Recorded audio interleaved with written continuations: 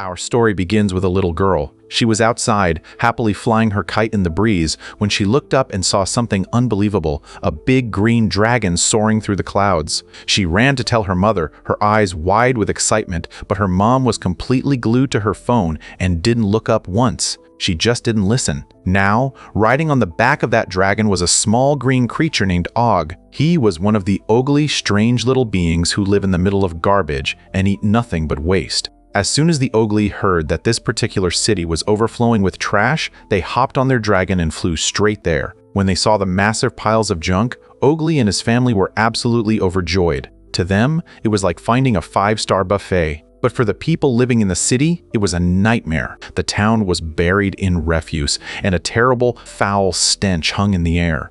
It smelled so bad that tourists stopped visiting entirely.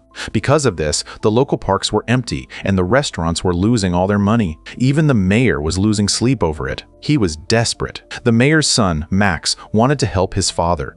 He was working with a brilliant professor to build a special machine, a device that could actually eliminate waste for good. One day, Max got a call from a friend telling him to hurry to the garbage dump. That was exactly where he and the professor were headed anyway, because they were ready to give their machine its very first test run. The only problem, Max's mother had told him he had to stay home and practice his music, but Max knew how much the city needed him, so he made a quick excuse and slipped out of the house. While he was sneaking away, his mother headed over to the mayor's office. She found her husband looking so stressed and defeated that she felt sorry for him. She convinced him to take a 2-day vacation to rest his mind, and she bravely stepped in to act as the temporary mayor. While she was in charge, a smooth-talking builder came to see her. He had a big plan. He wanted to clear away all the trash and build a massive, shiny new mall. He promised it would bring back visitors and make the city rich again. Max's mother loved the idea. It sounded like the perfect solution. Meanwhile, back at the trash heap, Max finally arrived.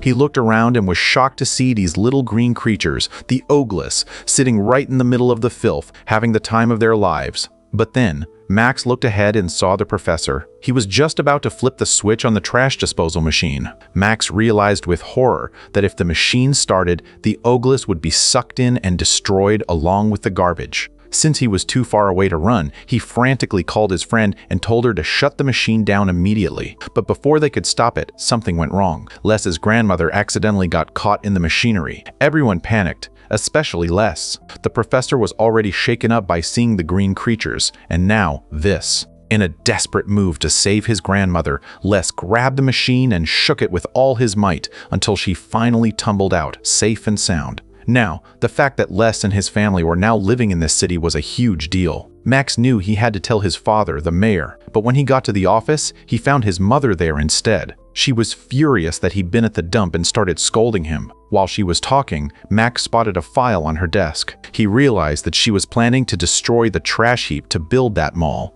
On paper, it was a good plan, but now it felt heartbreaking. If they destroyed the trash, they'd be destroying the Oglis' home too. That night, a saddened Max called his friend to explain everything. They both felt they had to warn Olis. But when they tried to talk to him, Olis wouldn't listen. He barely gave them a second of his time before hopping on his dragon and flying off for a joyride. This left the young Oglis standing there all alone, while Max and his friend worried about how to save them. Max couldn't really fight his own mother, so they decided to look into the builder instead. And it turns out their instincts were right. We see the builder bragging to his crew, saying, "I really fooled Mrs. Mayor. I took her money for the mall, but I'm not actually destroying the trash. I'm just going to move it somewhere else, build the mall, and get rich." Meanwhile, the rest of the Ogli clan arrived on their dragons. They started eating every bit of trash they could find. The townspeople watched from their windows, feeling sick to their stomachs. They thought the Oglis were monsters and hid away in fear. Once they were full, the Oglis simply went back to their home at the dump. The next day, the builder showed up to start his project and was furious to see the Oglis still there. Olis, being sweet and naive, thought the builder wanted to be friends and even offered him a snack. But the builder was cruel. He threatened them, yelling, "If you aren't gone in a few days, I'll wipe you all out."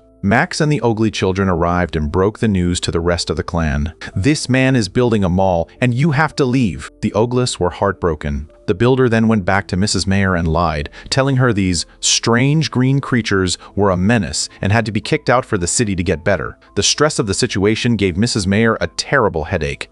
She sent for medicine from the professor, who was also a doctor. But in the confusion, the professor accidentally gave her a serum that turns people into Oglis. As the Oglis sat at the dump, wondering where they would go, Mrs. Mayer was at home undergoing a strange transformation. Suddenly, she turned into an Ogli herself. Max saw it happen and was terrified. His mother, now driven by Ogli instincts, ran straight to the trash heap to eat. Max chased after her and was shocked to see his own mother devouring garbage with gusto. But then he saw something worse. The builder was there, planting bombs to blow up the Oglis and their home. As time passed, the serum started to wear off slightly. The builder came back to meet Mrs. Mayer, still pushing his plan. But Mrs. Mayer was a kind woman at heart. She didn't want to kick anyone out. She organized a meeting between the townspeople and the Oglis to try and make peace. It was a disaster. The townspeople couldn't stand the smell or the flies buzzing around the Oglis. Seeing all the fighting gave Mrs. Mayer another splitting headache. She reached for her medicine again, but it was the serum. Right in front of the whole town, she transformed back into an Ogli. The builder saw his chance. He started shouting to the crowd, "Look, she's one of them. That's why she's protecting them. She wants you to live in filth forever." But before the angry crowd could do anything, the Oglis stepped in. They protected Mrs. Mayer and flew her away on a dragon. Dr. Joe, the professor, had seen the whole thing. He grabbed the real antidote and chased after them. We then find out that the builder's bomb from the day before had actually malfunctioned, so the Oglis' home was still standing, for now. In a rage, the builder arrived with a crane to knock the trash pile down manually. When Les saw his home being attacked, he fought back. The builder climbed into the crane himself to finish the job. Just in time, Max reached his mother and told her the truth. The builder is a liar. He's just moving the trash, not fixing it. He only cares about the money. Mrs. Mayer, still in her Ogli form, was furious. She joined forces with Les and attacked the crane.